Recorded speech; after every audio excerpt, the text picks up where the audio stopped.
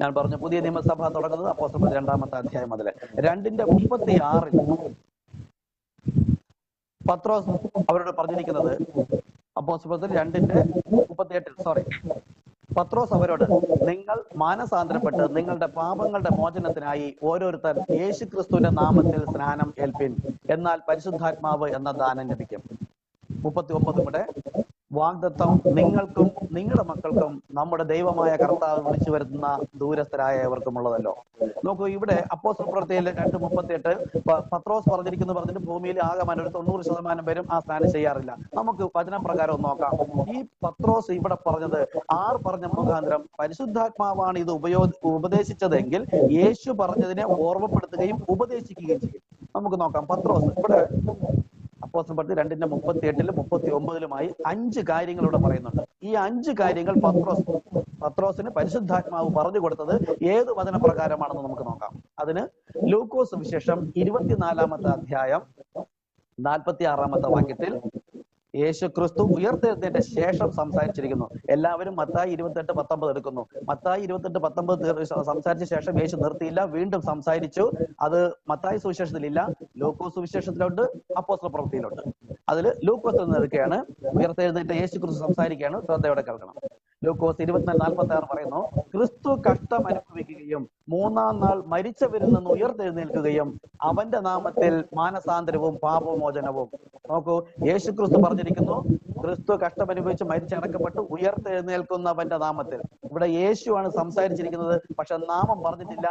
യേശു തന്നെ യേശുവിനെ അവൻ എന്നിവിടെ പറഞ്ഞിരിക്കുന്നു. പഴയ നിയമത്തിൽ ഇതുണ്ട്. മോശയുടെ അവരോട് പറഞ്ഞപ്പം അവൻ തീഷ്ണതയുള്ള ദൈവം എന്ന് യഹോവ തന്നെ പറഞ്ഞിരിക്കുന്നു. യഹോവ അവിടെ അവൻ എന്ന യഹോവയെ തന്നെ ഉപയോഗിച്ചിരിക്കുന്നു. ഇവിടെ യേശു ക്രിസ്തുവിനെ അവൻ എന്ന് ഉപയോഗിച്ചിരിക്കുന്നു. അതുകൊണ്ട് അത് വേറൊരു വ്യക്തി ആകില്ല എന്ന് കാണിക്കാൻ വേണ്ടിയിട്ടാണ്. ഓക്കെ, അപ്പോ ഈ വചനപ്രകാരമാണോ പുതിയ നിയമസഭയിൽ പരിശുദ്ധാത്മാവ് പത്രോസിന് ഉപദേശിച്ചു കൊടുത്തത് നമുക്ക് നോക്കാനായിട്ട് ആ വചനം നോക്കിയാൽ അവിടെ അറിയാം. അവർ പറയുന്നു, നിങ്ങൾ മാനസാന്തരപ്പെട്ട്. നോക്കൂ, ലൂക്കോസ് 24 എന്ന് പറഞ്ഞു, പാപമോചനത്തിനും മാനസാന്തരത്തിനും ഒരു നാമം ഉപയോഗിക്കണം എന്ന് പറഞ്ഞു. അതാരുടെ നാമം? മരിച്ചടക്കപ്പെട്ട് ഉയർത്തെഴുന്നേൽക്കുന്നവന്റെ നാമം. പരിശുദ്ധാത്മാവാണ്. ഇനി ലൂക്കോസ് 24:46 വചനം ആര് പറഞ്ഞതാ? സങ്കീർത്തന പുസ്തകങ്ങളിലും പ്രവാചക പുസ്തകങ്ങളിലും മോശയുടെ ന്യായപ്രമാണങ്ങളിലും എന്നെ കുറിച്ച് എഴുതിയിരിക്കുന്നത് നിവൃത്തിയാകണം. അപ്പൊ പഴയ നിയമത്തിൽ യഹോവയുടെ ഒരു വായ്മൊഴി, പുതിയ നിയമത്തിൽ പുത്രന്റെ ഒരു വായ്മൊഴി, പരിശുദ്ധാത്മാവിടെ അപ്പോസ്തലൻ സംസാരിച്ചിരിക്കുന്നു 3 വായ്മൊഴി. 2 or 3 വായ്മൊഴി ഏത് കാര്യം ഉറപ്പാക്കാം.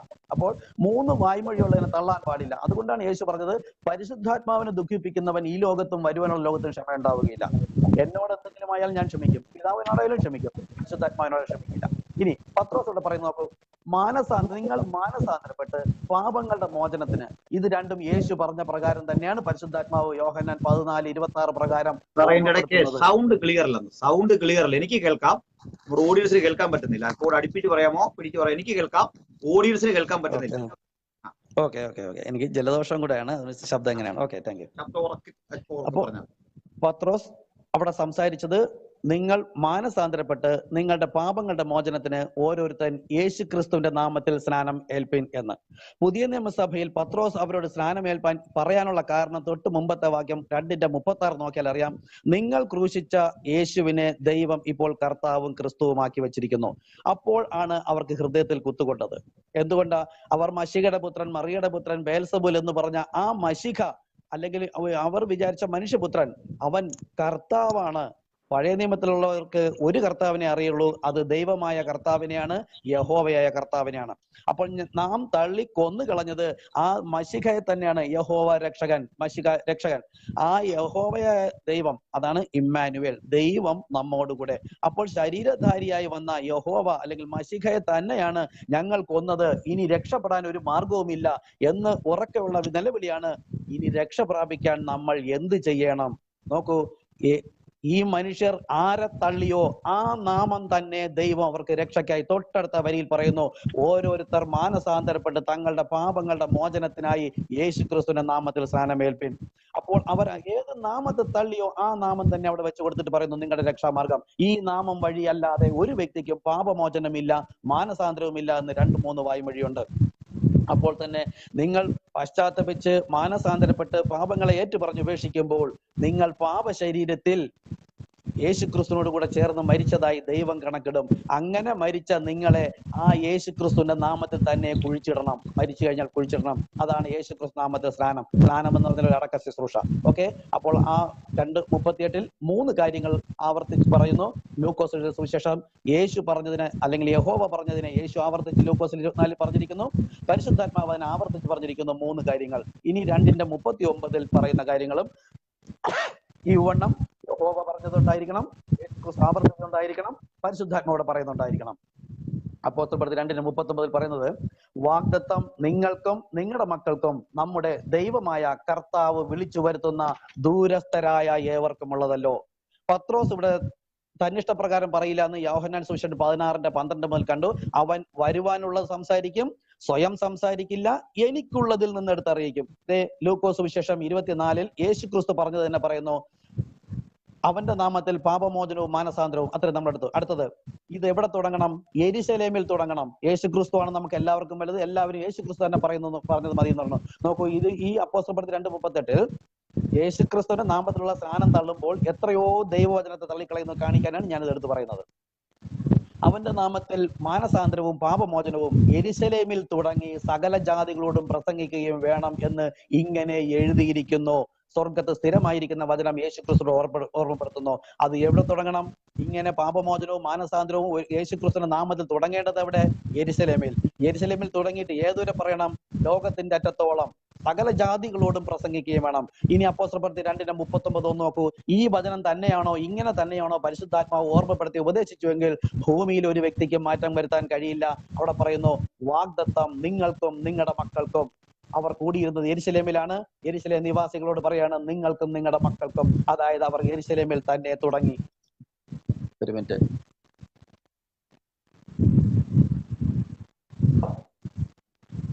അവർ യെരുശലേമിൽ തന്നെ തുടങ്ങി. ദൈവവചനം തെറ്റല്ല. പത്രോസ് മീൻപിടുത്തക്കാരനാണെന്ന് പറഞ്ഞ് തള്ളിക്കളയാൻ പറ്റില്ല. പരിശുദ്ധാത്മാ സംസാരിച്ചിരിക്കുന്നു.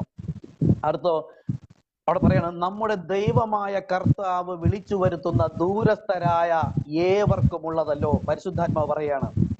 അപ്പോൾ ഓരോരുത്തർ മാനസാന്തരപ്പെട്ട് പശ്ചാത്തലത്തിൽ കർത്താവായ യേശു ക്രിസ്തു നാമത്തിൽ സ്നാനമേൽക്കുവാനുള്ള വാഗ്ദത്തം യഹൂദന്മാർക്കും നമ്മുടെ ദൈവമായ കർത്താവ് വിളിച്ചു വരുത്തുന്ന ദൂരസ്ഥരായ, അതാണ് നമ്മൾ, ദൂരസ്ഥർ, ജാതികൾ, യെരുശലേം നിവാസികളല്ല നമ്മൾ. അവിടെ നിന്ന് ലോകത്തിന്റെ അറ്റത്തോളമുള്ള ഏതൊരുവനെയും നോക്കൂ, കർത്താവാണ് വിളിച്ചു വരുത്തുന്നതെങ്കിൽ, നമ്മുടെ ദൈവമായ കർത്താവ് വിളിച്ചു വരുത്തുന്ന, വള്ളിക്കോ പുള്ളിക്കോ മാറ്റം വരുത്താൻ പാടില്ല, കർത്താവ് വിളിച്ചു വരുത്തുന്ന ദൂരസ്ഥരായ ഏവർക്കുമുള്ളതല്ലോ എന്ന് പറഞ്ഞു. അതുകൊണ്ടാണ് ഇത് മനസ്സിലായപ്പോൾ ഞാൻ സ്നാനം കർത്താവായ യേശു ക്രിസ്തുവിന്റെ നാമത്തിൽ എടുത്തത്. ഒരേ ഒരു സ്നാനമേ ഉള്ളൂ പുതിയ നിയമസഭയിൽ, അത് കർത്താവായ യേശു ക്രിസ്തു നാമത്തിലാണ്. ഇവണ്ണം പറഞ്ഞിരിക്കുന്നത് യേശു ഉപദേശിച്ച പ്രകാരം തന്നെ. അതായത് ക്രിസ്തുവിന്റെ ഉപദേശത്തിൽ നിലനിൽക്കാതെ അതിർ കടന്നു പോകുന്ന ഒരുവനും പിതാവില്ല എന്നാണ് ബൈബിൾ. ആദ്യത്തെ ഭാഗം ഞാനിവിടെ അവസാനിപ്പിക്കുന്നു. ഒരു അല്പം കൂടെ.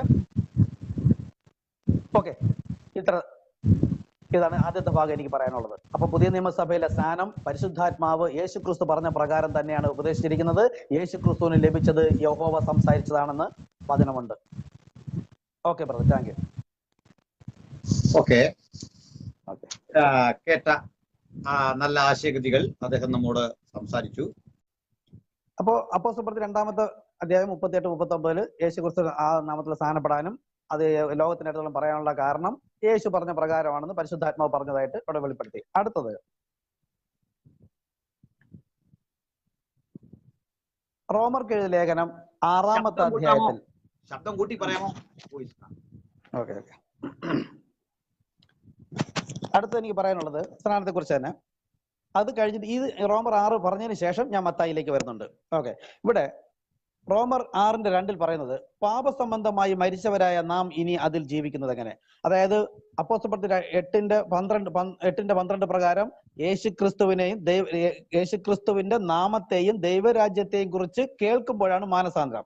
അങ്ങനെ പശ്ചാത്തപിച്ച് മാനസാന്തരപ്പെട്ട് പാപം ഏറ്റുപറഞ്ഞ ഉപേക്ഷിച്ച ഒരുവനെ അവൻ പാപശരീരത്തിൽ യേശുക്രിസ്തുവിനോടുകൂടെ ചേർന്ന് മരിച്ചതായി ദൈവം കണക്കിടും. നമ്മൾ സ്നാനത്തിന് മുമ്പേ തന്നെയാണ് പഠിപ്പിക്കുന്നത്. ഇങ്ങനെ യേശുക്രിസ്തുവിനോട് കൂടെ ചേർന്ന് മരിച്ചതായി കണക്കിടുന്ന ആ ശരീരം ആ ശരീരത്തെ കുറിച്ച് ഇവിടെ പറയുന്നത് പാപസംബന്ധമായി മരിച്ചവരായ നാം ഇനി അതിൽ ജീവിക്കാൻ കഴിയില്ല.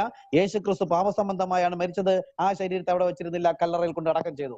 ഇവിടെ അടുത്ത 3 പറയുന്നത്, റോമർ 6:3 പറയുന്നത്, അല്ല, യേശുക്രിസ്തുവിനോട് ചേരുവാൻ സ്നാനമേറ്റവരായ നാം എല്ലാം അവന്റെ മരണത്തിൽ പങ്കാളികളാകുവാൻ സ്നാനമേറ്റിരിക്കുന്നു എന്ന് നിങ്ങൾ അറിയുന്നല്ലോ.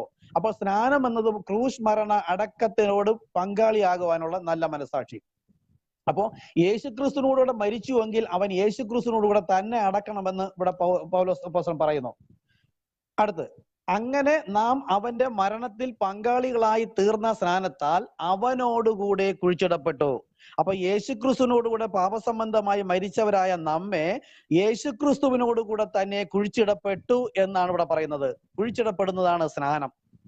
അപ്പം സ്നാനം കർത്താവായ യേശുക്രിസ്തു നാമത്തിൽ വേണമെന്ന് അപ്പോസ്തല പ്രവൃത്തി 2:38, 8:16, 10:48, 19:5 ഈ വാക്യങ്ങളെ സപ്പോർട്ട് ചെയ്യുന്ന മറ്റൊരു വചനമാണ്, നിങ്ങൾ അവനോടുകൂടെ മരിച്ചുവെങ്കിൽ അവനോടുകൂടെ കുഴിച്ചിടപ്പെട്ടു. അടുത്ത്, അങ്ങനെ കുഴിച്ചിടപ്പെട്ടു. ക്രിസ്തു മരിച്ചിട്ട് പിതാവിന്റെ മഹിമയിൽ ജീവിച്ചെഴുന്നേറ്റതുപോലെ നാമും ജീവന്റെ പുതുക്കത്തിൽ നടക്കേണ്ടതിന് തന്നെ. അപ്പോ പാപശരീരത്തിൽ നീക്കം വന്ന ശേഷം ആത്മാവിൽ ജീവന്റെ പുതുക്കത്തിൽ നടക്കണമെങ്കിൽ ഒരുവൻ കർത്താവായ യേശുക്രിസ്തു നാമത്തിൽ തന്നെ പാപമോചനം നേടിയിരിക്കണം. ആ മരിച്ച ശരീരത്തെ കർത്താവായ യേശുക്രിസ്തു നാമത്തിൽ തന്നെ കുഴിച്ചിട്ടിരിക്കണം.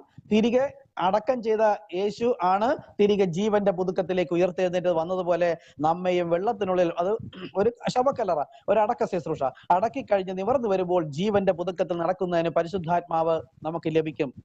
ഒരുപക്ഷെ സുവിശേഷം കേൾക്കുന്ന സമയത്ത് ലഭിച്ചിട്ടുണ്ടാകാം, അല്ലെങ്കിൽ ഇത് പാപമോചനത്തിന്റെ പൂർത്തീകരണം അവിടെ കുഴിച്ചിട്ടു.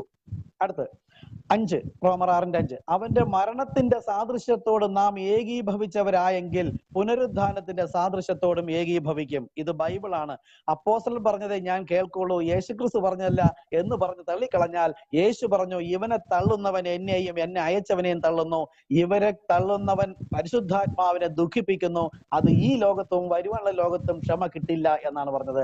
അങ്ങനെ ഇവിടെ പറയുന്നത് യേശുക്രിസ്തുവിന്റെ മരണത്തിന്റെ സാദൃശ്യത്തോടെ, അതായത് മരണം യേശുക്രിസ്തുവിനോട് കൂടെ പാപശരീരത്തിൽ നാം മരിച്ചത് കണക്കാക്കുന്നു, അടക്കവും യേശുക്രിസ്തുവിന്റെ നാമത്തിലാണ്. അങ്ങനെ ഏകീഭവിച്ചവരായെങ്കിൽ മാത്രമേ പുനരുദ്ധാനത്തിലും, അതായത് കർത്താവ് തന്റെ മണവാട്ടി ചേർക്കാൻ വരുന്ന സമയത്ത് പുനരുദ്ധാനത്തിന്റെ സാദൃശ്യത്തോടും ഏകീഭവിക്കുകയുള്ളൂ. അടുത്ത്, നാം ഇനി പാപത്തിന് അടിമപ്പെടാതെ വണ്ണം പാപശരീരത്തിൽ നീക്കം വരേണ്ടതിന് നമ്മുടെ പഴയ മനുഷ്യൻ അവനോടുകൂടെ ക്രൂശിക്കപ്പെട്ടു. അത് പശ്ചാത്തപിച്ച് മാനസാന്തരപ്പെട്ട് ഏറ്റു പറയുമ്പോൾ തന്നെ നാം പാപശരീരത്തിൽ യേശുക്രിസ്തുവിനോട് കൂടെ മരിച്ചതായി ദൈവം കണക്കിടുന്നു. അങ്ങനെ മരിച്ചവൻ പാപത്തിൽ നിന്ന് മോചനം പ്രാപിച്ചിരിക്കുന്നു. നാം യേശുക്രിസ്തുവിനോട് മരിച്ചുവെങ്കിൽ അവനോടുകൂടെ ജീവിക്കുമെന്ന് വിശ്വസിക്കുന്നു. അപ്പോൾ ക്രൂശ് മരണ അടക്ക പുനരുദ്ധാനത്തിൽ യേശുക്രിസ്തുവിനോട് കൂടെ അനുരൂപപ്പെട്ടുവെങ്കിൽ മാത്രമേ ജീവന്റെ പുതുക്കത്തിലും യേശുക്രിസ്തുവിനോട് കൂടെ ജീവിക്കാൻ കഴിയുള്ളൂ. അടുത്ത്, ക്രിസ്തു മരിച്ചിട്ട് ഉയർത്തെഴുന്നേറ്റിരിക്കാൻ ഇനി മരിക്കുകയില്ല, മരണത്തിന് അവന്റെ മേൽ കർത്തൃത്വമില്ല എന്ന് നാം അറിയുന്നുവല്ലോ. അവൻ മരിച്ചത് പാപസംബന്ധമായി ഒരിക്കലായിട്ട് മരിച്ചു, അവൻ ജീവിക്കുന്നതോ ദൈവത്തിനായി ജീവിക്കുന്നു. ഔവണ്ണം നിങ്ങളും പാപസംബന്ധമായി മരിച്ചവർ എന്നും ക്രിസ്തയേശുവിൽ ദൈവത്തിന് ജീവിക്കുന്നവർ എന്നും നിങ്ങളെ തന്നെ എണ്ണുവിൻ.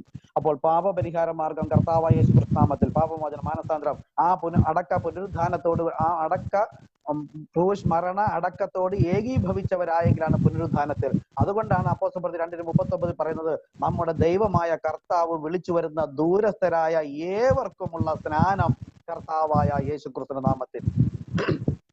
ഇനി ബ്രദർ പറഞ്ഞ മത്തായി 28:19 വരെയാണ്. ഞാൻ നേരത്തെ പറഞ്ഞത് കുറച്ചൊക്കെ അനുകൂലമാണെന്ന് മാത്രം പറഞ്ഞു, ഖണ്ഡിക്കേണ്ടത് ഖണ്ഡിച്ചില്ല, അത് പിന്നീട് അങ്ങനെ ആവിക്കോട്ടെ, കുഴപ്പമില്ല. ഇനി മത്തായി 28:19 ഗ്രേറ്റ് കമ്മീഷൻ തന്നെയാണ്. മത്തായി 28:19 എടുക്കുന്ന നിങ്ങൾ ഒരു സഭക്കാരും തൊട്ട് താഴെ 20 വരി കിടപ്പുണ്ട്, അതാരും എടുക്കാറില്ല.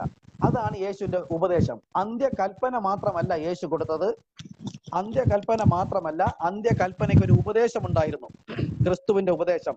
ആ ഉപദേശം, ഞാൻ നിങ്ങളോട് കൽപ്പിച്ചത് ഒക്കെയും പ്രമാണിപ്പാൻ തക്കവണ്ണം, അതായത് എങ്ങനെ ചെയ്യണം എന്ന് ചെയ്യുന്നതിന് തക്കവണ്ണം ഉപദേശിച്ചിട്ട് വേണം സകലരെയും ശിഷ്യരാക്കാൻ.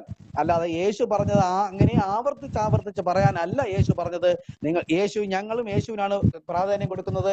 യേശുവിനാണ് പ്രാധാന്യം കൊടുത്തെങ്കിൽ മത്തായി 28:19 പറഞ്ഞ അതേ യേശു ക്രിസ്തു തൊട്ട് താഴെ പറഞ്ഞിരിക്കുന്നു, ഞാൻ നിങ്ങളോട് കൽപ്പിച്ചത് ഒക്കെയും പ്രമാണിപ്പാൻ തക്കവണ്ണം ഉപദേശിച്ചുകൊണ്ട് സകലരെയും ശിഷ്യരാക്കിക്കൊള്ളുവിൻ, ഞാനോ ലോകാവസാനത്തോളം എല്ലാ നാളും നിങ്ങളോട് ഉണ്ടാവും. ഇതാണ് യേശു ശിഷ്യന്മാരെ വിളിച്ച ശേഷം, ഞാൻ ഉയർത്തെഴുന്നേറ്റ് പോയ ശേഷം നിങ്ങൾ സുവിശേഷത്തിൽ ഇറങ്ങി പോകാനല്ല പറഞ്ഞത്. അത് ലൂക്കോസ് 24 പറഞ്ഞത്, ശക്തി ധരിക്കുവോളം നഗരത്തിൽ പാർപ്പിൻ. ശക്തി ലഭിച്ച ശേഷം യെരുശലേമിലും ശമരിയയിലും ചുറ്റുമുള്ള പട്ടണ പ്രദേശങ്ങൾ ലോകത്തിന്റെ അറ്റത്തോളം ഇറങ്ങി പുറപ്പെടാൻ. 2 വായ്മൊഴി. അതായത് യേശുക്രിസ്തു ഉയർത്തെഴുന്നേറ്റാൽ പരിശുദ്ധാത്മാവ് പ്രാപിക്കുന്നതിനും പരിശുദ്ധാത്മാവ്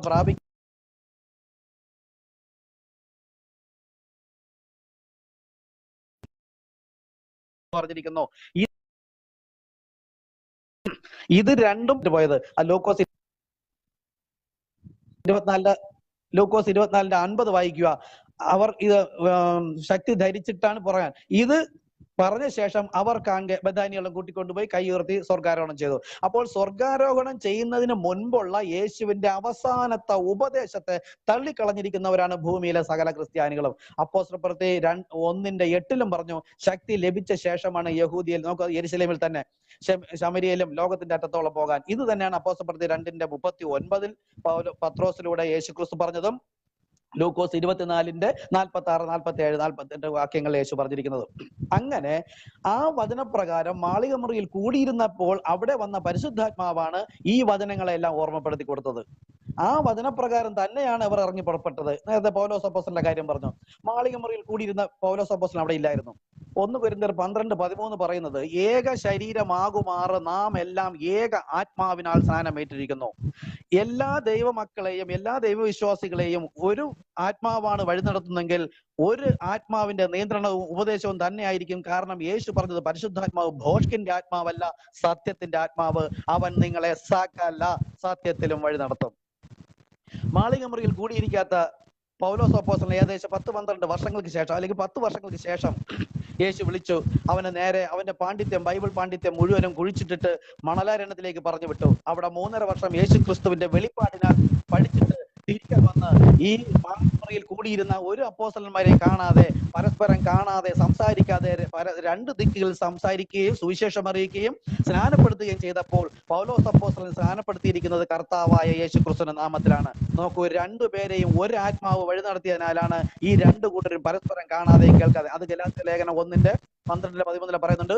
3 ആണ്ട്, അതായത് സുവിശേഷം തുടങ്ങി 3 ആണ്ട് കഴിഞ്ഞ ശേഷം ഞാൻ കേഫാവിനെ, പത്രോസിനെ കാണാൻ തീരുമാനിച്ചു. പോയപ്പോൾ അവനെ അല്ലാതെ വേറെ ആരെയും കണ്ടില്ല.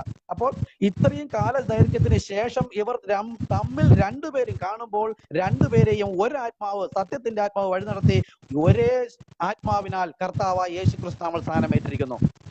അപ്പോൾ ഇന്നത്തെ പുരോഹിതന്മാരെയും ലോകത്തുള്ള സകലവരെയും ഏത് ആത്മാവാണ് നയിക്കുന്നത്? ഒന്ന്. ഇനി ഇവിടെ നിങ്ങൾ എല്ലാവരും പറയാറുണ്ട്, അപ്പോസ്തലപ്രവൃത്തി 19:1-2 അവിടെ പറയുന്നു, പരിശുദ്ധാത്മാവ് പ്രാപിച്ചുവോ എന്ന് ചോദിക്കുന്നു. അതായത് സ്നാന സമയത്ത് പോലും നിങ്ങൾ പരിശുദ്ധാത്മാവ് ഉണ്ട് എന്ന് ചിന്തിക്കണം എന്നാണ് ഇവിടെ എല്ലാവരും പഠിപ്പിക്കുന്നത്. സകലവരും അത് തന്നെയാണ് പറയുന്നത്. അങ്ങനെ അല്ല അതിന്റെ മീനിങ്, അതിന്റെ ആത്മീക അർത്ഥം അതല്ല. അത് പറഞ്ഞു തരാം. അവിടെ പറയുന്നത് പരിശുദ്ധാത്മാവ് ഉണ്ടെന്ന് പോലും ഞങ്ങൾ ഓക്കെ കേൾക്കാം. നിങ്ങൾ വിശ്വസിച്ചിട്ട് പരിശുദ്ധാത്മാവിനെ പ്രാപിച്ചുവോ എന്ന് അവരോട് ചോദിച്ചു. നോക്കൂ, വിശ്വസിച്ചിട്ട് പരിശുദ്ധാത്മാവ് പ്രാപിച്ചോ എന്നാണ് ചോദ്യം. പരിശുദ്ധാത്മാവ് ഉണ്ടെന്ന് പോലും ഞങ്ങൾ കേട്ടിട്ടില്ല എന്ന് അവർ ഉത്തരം പറഞ്ഞു. ഇവിടെ ഇല്ലാത്തൊരു കാര്യം ലോകത്തെ സകല ക്രിസ്ത്യാനികൾ എന്ന് പറയുന്ന കത്തോലിക്ക മുതൽ പെന്തക്കോസ്തുവരെയുള്ള സകല പള്ളിക്കാരും പറയുന്നത് എന്താണ്? സ്നാന സമയത്ത് പരിശുദ്ധ പിതാവ് പുത്രൻ പരിശുദ്ധാത്മാവ് എന്നാണ് പറഞ്ഞ് സ്നാനപ്പെടുത്തേണ്ടത്. അങ്ങനെ സ്നാനപ്പെടുത്താത്തത് കൊണ്ട് അവൻ അവിടെ കേട്ടിട്ടില്ല, അതുകൊണ്ട് എന്നാണ്. എന്നാൽ അവിടെ പറഞ്ഞു, എന്നാൽ ഏതായിരുന്നു നിങ്ങളുടെ സ്നാനം എന്ന് അവരോട് ചോദിച്ചതിന് യോഹന്നാന്റെ സ്നാനം. യോഹന്നാൻ പറഞ്ഞു, പൗലോസ് പറഞ്ഞു, അവൻ മാനസാന്തര സ്നാനം അത്രേ കഴിപ്പിച്ചത്. ഇവിടെ മാനസാന്തര സ്നാനം മാത്രം എന്ന് പറയുന്നത് മാർക്കോസിലാണ് പറയുന്നത്. പാപമോചനങ്ങളുടെ സ്നാനം കൂടെ ആയിരുന്നു അത്. ഓക്കെ, മാനസാന്തര സ്നാനം അത്രേ കഴിപ്പിച്ചത്. തന്റെ പിന്നാലെ, അതായത് യോഹന്നാൻ സ്നാപകന്റെ തന്റെ പിന്നാലെ വരുന്നവനായ യേശുവിൽ വിശ്വസിക്കണം എന്ന് ജനത്തോട് പറഞ്ഞു എന്ന് പറഞ്ഞു. ആര്? യോഹന്നാൻ സ്നാപകൻ വിളിച്ചു പറഞ്ഞു. ഇത് കേട്ടാറേ ആ കാര്യം ഇവിടെ അപ്പോസ്തലൻ പൗലോസ് അപ്പോസ്തലൻ ഇവരെ പഴയ കുറെ ശിഷ്യന്മാരെ കണ്ട് ആഹാര ഉൾപ്രദേശങ്ങൾ സന്ദർശിച്ച സംഭവം അവരോട് പറയാണ്. അപ്പോൾ ഇത് എന്ത് കേട്ടു? അപ്പോസ്തലപ്രവൃത്തി 8:12 പ്രകാരം ദൈവരാജ്യത്തെ യേശുക്രിസ്തുവിന്റെ നാമത്തെയും കർത്താവിന്റെ ശുശ്രൂഷയും കർത്താവ് ഇവിടെ വന്നത് എന്തിനാണ്? പാപമോചനത്തിന് എന്തൊക്കെ ചെയ്തിരിക്കുന്നു എന്ന സുവിശേഷം അറിയിച്ചപ്പോൾ ഇത് കേട്ടാറേ അവർ കർത്താവായ യേശുക്രിസ്തുവിന്റെ നാമത്തിൽ സ്നാനമേറ്റു എന്ന. അപ്പൊ പരിശുദ്ധാത്മാവ് ഉണ്ടെന്ന് പോലും കേട്ടിട്ടില്ല എന്ന് പഠിപ്പിക്കുന്ന നിങ്ങൾ എല്ലാവരും പറയുന്നത് അല്ലല്ലോ തൊട്ടടുത്ത് താഴെ എഴുതി വെച്ചിരിക്കുന്നത്. അപ്പോൾ അവിടെ സ്നാനപ്പെടുത്തത് അവിടെ എന്താ? കർത്താവായ യേശുക്രിസ്തു നാമത്തിൽ. അത് എന്തുകൊണ്ടാണ്? ഇനി ഈ പരിശുദ്ധാത്മാവ് ഉണ്ടെന്ന് നിങ്ങൾ കേട്ടിട്ടുണ്ടോ, പ്രാപിച്ചിട്ടുണ്ടോ ചോദിച്ചതിനാണെന്ന് അറിയാമോ? ഈ പൗലോസ് അപ്പോസ്തലൻ മാളിക മുറിയിൽ കൂടിയിരുന്നവനല്ല. പക്ഷെ മാളിക മുറിയിൽ കൂടിയിരുന്ന് ലഭിച്ച ആ സത്യത്തിന്റെ ആത്മാവെന്ന പരിശുദ്ധാത്മാവ് പ്രാപിച്ച പരിശുദ്ധ അപ്പോസ്തലന് അറിയാമായിരുന്നു. മാളിക മുറിയിൽ വെച്ച് അപ്പോസ്തലൻ 2:38 ഒരു കാര്യം പറഞ്ഞു. പരിശുദ്ധാത്മാവ് ഉണ്ടെന്ന് പോലും കേട്ടില്ല, അത് വിശ്വസിച്ചിട്ട് പരിശുദ്ധാത്മാവ് പ്രാപിച്ചെന്നാണ്. മാളിക മുറിയിൽ കൂടിയിരുന്നപ്പോ പരിശുദ്ധാത്മാവ് പത്രോസിലൂടെ പറഞ്ഞു, ഓരോരുത്തർ മാനസാന്തരപ്പെട്ട് തങ്ങളുടെ പാപങ്ങളുടെ മോചനത്തിനായി യേശുക്രിസ്തുവിന്റെ നാമത്തിൽ സ്നാനമേൽപ്പിൻ, എങ്കിൽ പരിശുദ്ധാത്മാവ് എന്ന ദാനം ലഭിക്കും. ഈ ദാനം നിങ്ങൾ വിശ്വാസ സ്നാനം സ്വീകരിച്ച് ആ സ്നാനം വഴിയായോ അല്ലെങ്കിൽ സുവിശേഷം കേട്ട പ്രകാരമോ നിങ്ങൾക്ക് പരിശുദ്ധാത്മാവ് ലഭിച്ചിട്ടുണ്ടോ എന്നതറിയാനാണ് പൗലോസ് അപ്പോസ്തലൻ ചോദിച്ചത്. അല്ലാതെ സ്നാനപ്പെടുമ്പോൾ സ്ഥാനാർത്ഥി പരിശുദ്ധാത്മാവ്, പിതാവ് പുത്രൻ പരിശുദ്ധാത്മാവ് എന്ന് കേൾക്കണം എന്ന് പഠിപ്പിക്കുന്നത് നമുക്ക് ബൈബിൾ, ഞാൻ വ്യക്തിയായിട്ട് പറയുന്നല്ല, ബൈബിൾ പറയുന്നു അധികമായി വരുന്നത് സാത്താനിൽ നിന്ന് വരുന്നു. ഇവിടെ അങ്ങനെ ഒരു കാര്യമില്ല. പരിശുദ്ധാത്മാവിനെ പ്രാപിച്ചുവോ എന്ന് ചോദിക്കാൻ കാര്യം ഇങ്ങനെ വിശ്വസിച്ചിട്ട് അപ്പോസ്തലന്മാർ പഠിപ്പിക്കുന്നതാണ് കേൾക്കേണ്ടതെന്നും അവന്, അത് 1 യോഹന്നാൻ 4:6 അപ്പോസ്തലൻ പറയുന്നു, ഞങ്ങൾ ദൈവത്തിൽ നിന്നുള്ളവർ ഞങ്ങളുടെ വാക്ക് കേൾക്കുന്നു, ദൈവത്തിൽ നിന്നുള്ള അല്ലാത്തവൻ ഞങ്ങളുടെ വാക്ക് കേൾക്കുന്നില്ല. അപ്പോൾ പരസ്പരം കാണാതെയും കേൾക്കാതെയും രണ്ടുപേരെയും ഉപദേശിച്ചത് പരിശുദ്ധാത്മാവാകയാൽ ആ പരിശുദ്ധാത്മാവ് മാളിക മുറിയിൽ വെച്ച് ഉപദേശിച്ച പ്രകാരമാണ് ഈ പഴയ ശിഷ്യന്മാരെ കണ്ടപ്പോൾ ചോദിച്ചത്, വിശ്വസിച്ചിട്ട് പരിശുദ്ധാത്മാ പ്രാപിച്ചുവോ, വിശ്വസിച്ചിട്ട് സ്നാനമേറ്റുവോ, അപ്പോൾ പരിശുദ്ധാത്മാവ് ലഭിക്കും. ഇനിയിപ്പോ നിങ്ങൾ പറയും പരിശുദ്ധാത്മാവ് അല്ലാതെ ലഭിച്ചിട്ടുണ്ട്, അതെ എനിക്കറിയാം. അപ്പൊ 10:48 പരിശുദ്ധാത്മാ പ്രാപിച്ചവരെ വെള്ളം വിലക്കാൻ അധികാരമില്ല. അത് സുവിശേഷം കേൾക്കുമ്പോൾ തന്നെ ഒരു അഭിഷേകം വരാറുണ്ട്. മാനസാന്തരം വരുമ്പോൾ ഹൃദയത്തിൽ ദൈവത്തിന്റെ ആത്മാവ് പ്രവർത്തിക്കാറുണ്ട്. അപ്പോൾ രണ്ട് മാളിക മുറിയിൽ കൂടിയിരിക്കാത്ത 2 പേർ 2 ദിക്കിൽ നിന്ന് സുവിശേഷിച്ചവരെ ഏക ആത്മാവിനാൽ സ്നാനമേറ്റിരിക്കുന്നത് കർത്താവായ യേശുക്രിസ്തുവിന്റെ നാമത്തിലാണ്. ഇനി അപ്പോൾ ഇന്നത്തെ സഭകളെ നയിക്കുന്ന ഏത് ആത്മാവെന്ന് സ്വയം ചോദിക്കേണ്ടതാണ്. ഇനി പ്രസക്തമായൊരു കാര്യം ബ്രദർ പറഞ്ഞത് തന്നെ, യേശു മത്തായി 28:19 പറഞ്ഞത് പിതാവ് പുത്രൻ പരിശുദ്ധാത്മാവ് എന്നാണ്. നാമങ്ങളിൽ എന്നല്ല, നാമത്തിൽ. ഈ പിതാവ് പുത്രൻ പരിശുദ്ധാത്മാവ് എന്ന് ആവർത്തിച്ച് പറയാനാണെങ്കിൽ നാമങ്ങളിൽ എന്ന് ഉപയോഗിക്കണം. കാര്യം നിങ്ങളിത് വേർപെട്ട 3 വ്യക്തികൾ പിന്നെ അത് ഒന്നായി എന്ന് പറയുന്നു. ബൈബിൾ പറയുന്നു, യഹോവയെ ഞാൻ ആദ്യം വന്ന് എനിക്ക് മുൻപായി ഒരുവനില്ല, എനിക്ക് പിൻപായി ഒരുവനുമില്ല, എനിക്ക് സമനായും ആരുമില്ല. അപ്പോൾ പിന്നെ വേർപെട്ട് നിന്നിട്ട് പിന്നെ കൂടിയിട്ട് ഒന്ന് ആയതല്ല. അപ്പോ ഈ യേശുക്രിസ്തു പറഞ്ഞ പ്രകാരം ആണ് കർത്താവായ യേശുക്രിസ്തു നാമത്തിൽ സ്നാനമേറ്റത്. പിതാവിന്റെയും പുത്രന്റെയും പരിശുദ്ധാത്മാവിന്റെയും നാമത്തിൽ സ്നാനപ്പെടുത്താൻ പറഞ്ഞപ്പോൾ ഒരു സംശയവും ആർക്കും വേണ്ട, പുതിയ നിയമസഭയിൽ അപ്പോസ്തലന്മാർ സ്നാനപ്പെട്ടിട്ടുണ്ടോ ഏതെങ്കിലും നാമത്തിൽ എന്ന് നോക്കിയാൽ അപ്പോസ്തലപ്രവൃത്തി 2:38, 8:16, 10:48, 19:5 ഇനി പറയുന്ന നാമം പറയാതെ സ്നാനപ്പെട്ടില്ല, ഇത് വാദത്തിന് വേണ്ടി ഉപയോഗിക്കുന്നതാണ്. അവിടെ സ്നാനപ്പെട്ടിരിക്കുന്നത് കർത്താവായ യേശുക്രിസ്തുവിന്റെ നാമത്തിലാണ്. കാര്യം പരിശുദ്ധാത്മാവ് വഴി നടത്തിയതാണ്. ഇനി പത്രോസ് എന്ന ശരീരത്തെ നോക്കിക്കൊണ്ട് തള്ളിയിട്ട് യേശു പറഞ്ഞു മതി എന്ന് പറഞ്ഞാൽ, യേശു വന്നപ്പോൾ തന്നെ ശരീരം നോക്കിയിട്ട് മശിക അകത്തിരുന്ന ദൈവത്തെ തള്ളിക്കളഞ്ഞവരെ പോലെ 1 കൊരിന്ത്യർ 2:6-16 വരെ പറയുന്ന പോലെ ആത്മീകനാണ് സകലത്തെയും ഗ്രഹിക്കുന്നത്. ജഡീകൻ ജഡസ്ഥയെ നോക്കിക്കൊണ്ട് അകത്തിരുന്ന പത്രോസിന്റെ ഉള്ളിലിരുന്ന് പറഞ്ഞ ആത്മാവിനെ കാണാൻ കഴിയാതെ ആത്മീക അന്ധർ ആയിരിക്കുന്ന ഒരു കൂട്ടം ജനം പറയുന്നു പത്രോസ് ആണെന്ന് പറഞ്ഞത്. വാസ്തവത്തിൽ പത്രോസ് അല്ല. ഉയർത്തെഴുന്നേറ്റ് പോയി 10 ദിവസത്തിന് ശേഷം യേശു ഇപ്പോൾ കർത്താവ് ക്രിസ്തുവുമായിരിക്കുന്നു. പത്രോസിനെ എങ്ങനെ അറിയാം? പരിശുദ്ധാത്മാവ് പറഞ്ഞു കൊടുത്തതാണ്. അപ്പോൾ അങ്ങനെയാണെങ്കിൽ ഈ പിതാവിന്റെയും പുത്രന്റെയും പരിശുദ്ധാത്മാവിന്റെയും എന്ന് ഉപമയാണ്. എന്തോ ഒന്ന് പറയാൻ ആഗ്രഹിച്ചതിനെ ആ നാമത്തെ പറയാതെ മറ്റൊരു രീതിയിൽ പറഞ്ഞു. ഇത് തന്നെയാണ് ലൂക്കോസ് 24:49 ക്രിസ്തു കഷ്ടം അനുഭവിക്കുകയും മരിച്ചടക്കപ്പെട്ട് ഉയർത്തെഴുന്നേറ്റ് അവന്റെ നാമത്തിൽ. അവിടെ അതാ യേശു ഉപമകൾ പ്രസ്താവിപ്പാനല്ലാതെ വായി തുറന്നില്ല. അപ്പൊ ഉപമയിലൂടെ സംസാരിച്ചിരിക്കുന്നു. അങ്ങനെ പറഞ്ഞതിനെ ആരോർമ്മപ്പെടുത്തും? പരിശുദ്ധാത്മാവ് ഓർമ്മപ്പെടുത്തി ഉപദേശിക്കുമെന്നാണ് ബൈബിൾ. അങ്ങനെയെങ്കിൽ പിതാവ് പുത്രൻ പരിശുദ്ധാത്മാവ് എങ്ങനെയാണ് പുതിയ നിയമസഭയിൽ കർത്താവായ യേശുക്രിസ്തു എന്നതായതെന്നാണ് എല്ലാവർക്കും അറിയേണ്ടത്. അത് പറയാം. ഈ പിതാവ് എന്ന് പറയുന്നത് ഒരു ആക്ഷരിക നാമം. ഇപ്പൊ ബ്രദർ ഒരു പിതാവ്, ഞാനൊരു പിതാവ്. ഈ പിതാവ് എന്നത് നമ്മുടെ നാമമല്ല, നമ്മുടെ നാമം വേറെയുണ്ട്. അതേസമയം നമ്മൾ പുത്രനുമാണ്, നമ്മുടെ നാമം അതല്ല, നമ്മൾ ഭർത്താവുമാണ്. അപ്പൊ ഒരു വ്യക്തി തന്നെ 2, 3, 4, 5 സ്ഥാനങ്ങൾ വഹിക്കുന്നുണ്ട്. ഈ സ്ഥാനത്ത് നിൽക്കുന്ന വ്യക്തിക്ക് ഒരു വ്യക്തിത്വമുണ്ട്, ആ വ്യക്തിക്ക് ഒരു നാമമുണ്ട്. ഇപ്പൊ നമ്മുടെ നാട്ടിൽ പറഞ്ഞ എഴുത്തുകുത്ത് നാമം എന്ന് പോലെ ഒരു നാമമുണ്ട്. അതുപോലെ പിതാവ് എന്ന് വിളിച്ചിരിക്കുന്നത് ആരെയാണ്? പഴയ നിയമത്തിൽ യഹോവയാണ്, അല്ലെ? ഇസ്രായേൽ മക്കളെ വഴി നടത്തി യഹോവയാണ് വിളിച്ചിരിക്കുന്നത്. അത് തന്നെ ദൈവമാണ്. അപ്പോൾ സങ്കീർത്തനം, ഞാൻ ഓരോ വചനം തരാം. സങ്കീർത്തനം 8:1 പറയുന്നു യഹോവയായ കർത്താവ്. അപ്പോൾ യഹോവയെ അവിടെ വിളിച്ചിരിക്കുന്നത് കർത്താവ് എന്നാണ്. കർത്താവ് എന്നത് ആത്മീയ നാമം, പിതാവ് എന്നത് ആക്ഷരിക നാമം. അവിടെ ലോഡ് എന്നാണ് ഉപയോഗിച്ചിരിക്കുന്നത്. മലയാളത്തിലാണ് യഹോവ എന്ന്, ബാക്കി തമിഴിലും എല്ലാം കർത്തർ എന്നൊക്കെയാണ്, ഹിന്ദിയിലും എല്ലാത്തിലും ലോഡ് എന്ന രീതിയിൽ തന്നെയാണ് ഉപയോഗിച്ചിരിക്കുന്നത്. അപ്പൊ പിതാവ് എന്ന ആക്ഷരിക നാമത്തിന് സങ്കീർത്തനം 8:1 ഈ പിതാവിനെ കർത്താവ് എന്ന് വിളിച്ചിരിക്കുന്നു. ആമോസ് 3:7 പറയുന്നു ദൈവമായ കർത്താവ്. അപ്പൊ യഹോവയെയും ദൈവത്തെയും വിളിച്ചിരിക്കുന്ന ആത്മീയ നാമമാണ് കർത്താവ്. അതുകൊണ്ട് പിതാവ് എന്നതിന് കർത്താവ് എന്നാണ് ആത്മീയ നാമം. ഇത് തന്നെയാണോ പുതിയ നിയമസഭയിൽ ഉപയോഗിച്ചത് നോക്കണം. വചനപ്രകാരമാണ്. അടുത്ത് പുത്രൻ എന്ന് പറഞ്ഞാൽ പുത്രൻ നാമമല്ല.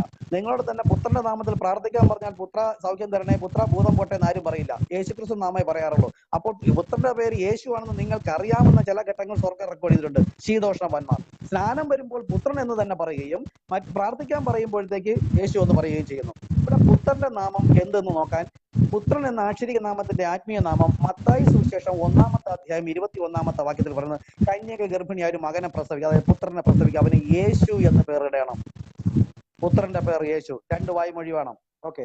ലൂക്കോസ് സുവിശേഷം 2:31 അവിടെയും പറയുന്നു കന്യക ഗർഭിണിയായി ഒരു മകനെ പ്രസവിക്കും, അവന് യേശു എന്ന് പേരിടണം. അപ്പൊ പുത്രൻ എന്ന ആക്ഷരിക നാമത്തിൽ, അതിന് പുത്രൻ എന്ന സ്ഥാനത്ത് നിന്ന ആ വ്യക്തിക്ക് ഒരു പേര് സ്വർഗം കൊടുത്തു ദൂതന്മാർ മുഖാന്തരം. ഇത് ബ്രദർ ഒരു വചനമുണ്ട്, അത് എവിടെയാണെന്ന് എനിക്കറിയില്ല. പഴയ നിയമത്തിൽ യഹോവ പറഞ്ഞിട്ടുണ്ട്, ഞാൻ എന്റെ നാമം ഇസ്രായേലിന്റെ നടുവിൽ ദൂതൻ മുഖാന്തരം വെളിപ്പെടുത്തുമെന്നൊരു വചനമുണ്ട്. യഹോവ ഞാൻ എന്റെ ആദ്യം പറഞ്ഞു, മോശയോട് പറഞ്ഞു ഞാനാകുന്നു എന്ന് പറഞ്ഞു. പിന്നെ യഹോവ എന്ന് പറഞ്ഞു, ഏലോഹി എന്ന് വെളിപ്പെടുത്തി. അങ്ങനെ പലതരത്തിലും വെളിപ്പെടുത്തി. പക്ഷെ അതുപോലെ ഒരിക്കൽ പറഞ്ഞു, ഇസ്രായേലിന്റെ നടുവിൽ ഞാൻ എന്റെ നാമം ദൂതൻ മുഖാന്തരം വെളിപ്പെടുത്തുന്നുണ്ട്. അതാണ് ഗബ്രിയേൽ ദൂതൻ മുഖാന്തരം മറിയൽ ഇസ്രായേലിൽ വന്ന് പറഞ്ഞത്, അവന് യേശു എന്ന് പേരിടണം. അങ്ങനെ പുത്രന്റെ നാമം ഇവിടെ യേശു എന്നിട്ടു. അടുത്ത് അപ്പോ യോഹന്നാൻ സുവിശേഷം 16-ാം 6-17 പറയുന്നുണ്ട്, പിതാവേ നീ എനിക്ക് തന്ന നിന്റെ നാമം ഞാൻ ഇവർക്ക് വെളിപ്പെടുത്തിയിരിക്കുന്നു. യേശു ഒരിടത്തും പുതിയ നിയമസഭയിൽ യഹോവ എന്ന് പറഞ്ഞിട്ടില്ല. അല്ലെങ്കിൽ യേശു കള്ളം പറഞ്ഞു എന്ന് വരും. യോഹന്നാൻ 17:6 26 ഇനി യോഹന്നാൻ സുവിശേഷം 5:19 അവിടെ പറയുന്നുണ്ട്, ഞാൻ എന്റെ പിതാവിന്റെ നാമത്തിൽ വന്നിരിക്കുന്നു. നേരത്തെ നിനക്ക് ഓരോരുത്തർ ചോദിക്കേണ്ടത് എന്റെ നാമത്തിൽ പോകുന്നത്, അതൊക്കെ നമുക്ക് സംസാരിക്കാൻ സമയമുണ്ട്. അപ്പം പുത്രൻ എന്നതിന് യേശു എന്ന്, പിതാവ് എന്നതിന് കർത്താവ് എന്ന്. ഇനി പരിശുദ്ധാത്മാവ്, ഈ പരിശുദ്ധാത്മാവിലാണ് നമ്മെ മുദ്രയിട്ടിരിക്കുന്നത്. എഫേസ്യ ലേഖനം 1:14 പറഞ്ഞ് 4 വരെ പരിശുദ്ധാത്മാവിൽ മുദ്രയിട്ടിരിക്കുന്നു. ഇതാണ് നാം പറയുന്ന ക്രിസ്തുവിന്റെ മുദ്ര. 2 തരം മുദ്രയേ ഉള്ളൂ. ഒന്ന് ക്രിസ്തുവിന്റെ മുദ്ര, എതിർ ക്രിസ്തുവിന്റെ മുദ്ര. അതായത് മുദ്രയിട്ടിരിക്കുന്നത് പരിശുദ്ധാത്മാവിനാലാണ്. അതുകൊണ്ടാണ് ക്രിസ്തുവിന്റെ മുദ്ര, ക്രിസ്തുവിലാണ് മുദ്രയിട്ടിരിക്കുന്നത്. ഇനി 2 കൊരിന്ത്യർ 1:22 പറയുന്നുണ്ട്. അതുപോലെ വേറെ വാക്യങ്ങളുണ്ട്. 2 കൊരിന്ത്യർ 2:17 പറയുന്നു, ഞാൻ ക്രിസ്തുവിൽ സംസാരിക്കുന്നു. അതായത് ഒരുവൻ നല്ല രീതിയിൽ സംസാരിച്ചാൽ അവൻ പരിശുദ്ധാത്മാവിൽ സംസാരിച്ചതാ. ഇനി എന്തെങ്കിലും ഭോഷ്ക്ക് സംസാരിച്ചതോ അവൻ പരിശുദ്ധാത്മാവിലല്ല സംസാരിച്ചത് നാം പറയാറുണ്ട്. അതുപോലെ ക്രിസ്തുവിൽ സംസാരിച്ചു വെച്ചാൽ പരിശുദ്ധാത്മാവ് സംസാരിച്ചു. അതുപോലെ തന്നെ ക്രിസ്തുവിൽ മരിച്ചവർ ഭാഗ്യവാന്മാർ എന്ന് പറയുന്നു. നമ്മൾ എല്ലാവരോടും പറയാറുണ്ട്, നമ്മൾ സഭയിലെ വിശ്വാസികൾ പറയാറുണ്ട്, പരിശുദ്ധാത്മാവിൽ മരിക്കുന്നവരെയും പരിശുദ്ധാത്മാവിൽ ജീവിക്കുന്നവരെയും കൊണ്ടുപോകാനാണ് കർത്താവിൽ വരുന്നത്. അപ്പോൾ ക്രിസ്തുവിൽ മരിക്കുക എന്ന് പറഞ്ഞാൽ പരിശുദ്ധാത്മാവിൽ മരിക്കുക. അതിനാൽ പരിശുദ്ധാത്മാവ് എന്ന ആക്ഷരിക നാമത്തിന് ആത്മീയ നാമം ക്രിസ്തു. ഞാൻ ഇവിടെ പേപ്പറിൽ ഇപ്പൊ മിറർ ഇമേജിലാണ് കാണുന്നത് എങ്കിലും നോക്കുക. പിതാവ് എന്ന ആക്ഷരിക നാമത്തിന് സങ്കീർത്തനം 8:1 ആമോസ് 3:7 വചനപ്രകാരം കർത്താവ് എന്ന് അവിടെ എഴുതി. ഇനി പുത്രൻ എന്നതിന് ലൂക്കോസ് സുവിശേഷം മത്തായി സുവിശേഷം പ്രകാരം യേശു എന്ന് കിട്ടി. പരിശുദ്ധാത്മാവിന് ക്രിസ്തു. അപ്പോൾ പിതാവിന്റെയും പുത്രന്റെയും പരിശുദ്ധാത്മാവിന്റെയും നാമത്തിൽ സ്നാനപ്പെടുത്താൻ പറഞ്ഞപ്പോൾ അപ്പോസ്തലന്മാർ മാളിക മുറിയിൽ കൂടിയിരുന്ന് പരിശുദ്ധാത്മാവ് ഈ വചനപ്രകാരം നിർദ്ദേശിച്ച് ലഭിച്ച പേരാണ് കർത്താവായ യേശു ക്രിസ്തു. ഇത് ഞാൻ കണ്ടുപിടിച്ചതാണെന്ന് ബ്രദറിന് തോന്നാം. അങ്ങനെയാണെങ്കിൽ പുതിയ നിയമസഭയിലെ സ്നാനം യുവണ്ണം ചെയ്തിട്ടുണ്ടെങ്കിൽ നമുക്ക് വിശ്വസിക്കാം പരിശുദ്ധാത്മാവ് തന്നെയാണ് വെളിപ്പെടുത്തി കൊടുത്തത് കർത്താവായ യേശു ക്രിസ്തു എന്ന്. അല്ലാതെ മറ്റുള്ളവർ പറയുമ്പോൾ പിതാവിന്റെ നാമം യേശു ക്രിസ്തു, പുത്രന്റെ നാമം യേശു ക്രിസ്തു, പരിശുദ്ധ നാമം യേശു ക്രിസ്തു എന്നില്ല. അത് ചിലത് എനിക്ക് കാണിച്ചു തരാൻ പറ്റും, ഞാൻ അതിലേക്ക് പോകുന്നില്ല. അത് തർക്കം ഉണ്ടാവും. ചിലത് ക്ലിയർ അല്ലാത്ത രീതിയിലാണ് കൊടുത്തിരിക്കുന്നത്. അപ്പോൾ പിതാവിനെയാണ് ദൈവമായ കർത്താവെ, യഹോവയായ കർത്താവെ എന്ന് പറയുന്നത്.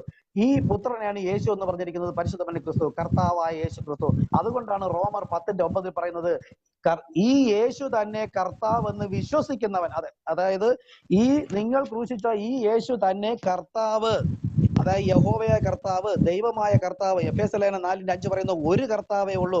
ആ കർത്താവ് തന്നെയാണ് ഈ യേശു ക്രിസ്തു എന്ന് വിശ്വസിക്കുന്നവനാണ് പിശാചിൽ നിന്നും പാപത്തിൽ നിന്നും രക്ഷിക്കപ്പെട്ടിരിക്കുന്നത്. അതാണ് യോഹന്നാൻ സുവിശേഷം 8:28 പറയുന്നത്. 8:24 KJV വെർഷനിൽ പറയുന്നത്, ഞാൻ തന്നെ അവൻ എന്ന് നിങ്ങൾ വിശ്വസിക്കായകയാൽ നിങ്ങൾ നിങ്ങളുടെ പാപത്തിൽ മരിക്കും. തൊട്ട് താഴെ പറയുന്നു, ഞാൻ പിതാവിനെ കുറിച്ചാകുന്നു സംസാരിച്ചത്, എന്നാൽ അവർ ഗ്രഹിച്ചില്ല എന്ന് പറയുന്നു.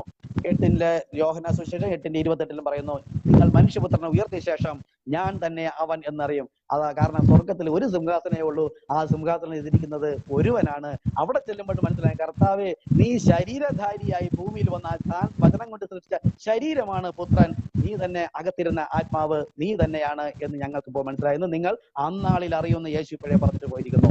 ഇതാണ് പിതാവിന്റെയും പുത്രന്റെയും പരിശുദ്ധാത്മ നാമത്തിൽ സ്നാനം കഴിപ്പിക്കാൻ പറഞ്ഞപ്പോൾ അപ്പോസ്തലന്മാർ മാളിക മുറിയിൽ കൂടിയിരുന്ന് പരിശുദ്ധാത്മ വെളിപ്പെടുത്തി കൊടുത്ത വചനപ്രകാരം പിതാവിന് കർത്താവ്, പുത്രന് യേശു, പരിശുദ്ധ ക്രിസ്തു, കർത്താവായ യേശു ക്രിസ്തു, ഇതാണ് നാമം. പുതിയ നിയമസഭാ വിശ്വാസിക്ക് ഈ ഒരു നാമം അല്ലാതെ നൽകിയിട്ടില്ല. ഒരു കാര്യം കൂടെ, അപ്പോസ്തലർ 4:12 പരിശുദ്ധാത്മാവ് ഈ നാമം ഭൂമിയിലേക്ക് കൊടുക്കാൻ ഉപയോഗിച്ചത് ഒരു വിവരവും വിദ്യാഭ്യാസവും ഇല്ലാത്ത പത്രോസിനെയാണ്. ഇത് യേശുവിന്റെ മറ്റൊരു രീതിയാണ്. ഓരോ കാലത്തും ദൈവം ഉപയോഗിക്കുന്ന മനുഷ്യർ ബുദ്ധിയിൽ തള്ളിക്കളയുന്ന തരത്തിലുള്ള വ്യക്തികളാണ് ദൈവം ഉപയോഗിക്കാറുള്ളത്. ആ പത്രോസിലൂടെ തന്നെ പറഞ്ഞു, സ്വർഗത്തിന് താഴെ മനുഷ്യരുടെ ഇടയിൽ രക്ഷ നൽകിയ ഏക നാമം കർത്താവായ യേശു ക്രിസ്തു. നോക്കൂ, ഇന്നത്തെ ഭൂമിയിലെ സകല പുരോഹിതന്മാരും ഈ കർത്താവായ യേശു ക്രിസ്തു നാമം തള്ളുന്നത് പോലെ സഭാപ്രസംഗി 1:9 പറയുന്നു, സൂര്യന് കീഴെ പുതിയതായി ഒന്നും സംഭവിക്കുന്നില്ല, മുൻപ് സംഭവിച്ചത് ഇപ്പോൾ സംഭവിക്കുന്നു, ഇപ്പോൾ സംഭവിക്കേണ്ടത് സംഭവിച്ചു കഴിഞ്ഞു. അന്നത്തെ പുരോഹിതന്മാർ 5 വാക്യം താഴെ അപ്പോസ്തലർ 4:17-18 നോക്കുക. 12 ആ നാമം കൊടുക്കുന്നത്. 5 വാക്യം താഴെ അന്നത്തെ പുരോഹിതന്മാരും മഹാപുരോഹിതന്മാരും ശാസ്ത്രന്മാരും എല്ലാവരും തള്ളിക്കളയുന്നു. ഈ നാമം അശേഷം മിണ്ടരുത്, ആരോടും ഉപദേശിക്കുകയും ചെയ്യരുതെന്ന് തർജ്ജനം ചെയ്ത് പറഞ്ഞു വിട്ടതുപോലെ ഇന്ന് അവരുടെ പിൻഗാമികളായ ഈ തലമുറയിലെ പുരോഹിത വർഗം മുഴുവൻ പറയുന്നു, കർത്താവായ യേശുക്രിസ്തു നാമവുമായി നമ്മൾ ചെല്ലുമ്പോൾ പറയും, എന്റെ കുറച്ച് ശിശുക്കൾ അകത്തിരിപ്പുണ്ട്, നിങ്ങൾ ഈ നാമം അശേഷം പറയരുത്, വിട്ടോളാൻ പറയുന്നു. നോക്കൂ, ഇതാണ് സാത്താന്റെ തന്ത്രങ്ങൾ, നിങ്ങൾ അറിയാത്തവരല്ലല്ലോ എന്ന് യേശു പറഞ്ഞത്. ഈ പിശാച് പുറത്തു നിന്ന ഒരു അവിശ്വാസിയെ കൊണ്ടുവന്ന് സഭയ്ക്കകത്ത് കയറ്റിയിട്ട് പറയാണ് യേശുക്രിസ്തുവിന്റെ നാമം ഉപയോഗിക്കരുതെന്ന് പറഞ്ഞാൽ എല്ലാവരും പറയാമെന്നവനെ അടിക്കും. പക്ഷെ സാത്താൻ തന്ത്രശാലിയാണ്. അവൻ അന്നും ഇന്നും ദൈവം ഉപയോഗിക്കുന്നു എന്ന് മനുഷ്യർക്ക് കാണുന്ന അവരെ തന്നെ സാത്താൻ ഉപയോഗിച്ചിരിക്കുന്നു. അതാണ് അപ്പോസ്തലർ 4:17-18. ആ ഒരേ ഒരു നാമത്തെ തള്ളിക്കളഞ്ഞിരിക്കുന്നു. അതുപോലെ ഇന്നും ലോകത്തെ സകല പുരോഹിതന്മാരെയും ദൈവത്താൽ നയിക്കപ്പെടുന്നു എന്ന് പറയുന്ന ഇവർ അതുപോലെ പറയുന്നു, കർത്താവായ യേശുക്രിസ്തു നാമത്തെ തള്ളിയിരിക്കുന്നു. ഇവർ മുഴുവനും പിശാച് ഉപയോഗിക്കുന്നവരാണ് ആ വചനത്താൽ എന്നാണ് എനിക്ക് പറയാനുള്ളത്. കർത്താവ് യേശുക്രിസ്തു നാമത്തെ സ്ഥാനത്ത് ചെയ്യാനുള്ള കാരണം ഇതുകൊണ്ടാണ്. പിതാവ്, പുത്രൻ, പരിശുദ്ധാത്മാവ് എങ്ങനെ കർത്താവ് യേശുക്രിസ്തു ആയെന്ന് മനസ്സിലായല്ലോ? Okay, thank you. മനസ്സിലായില്ല, അത് പറയാം. അങ്ങോട്ട് വരിക.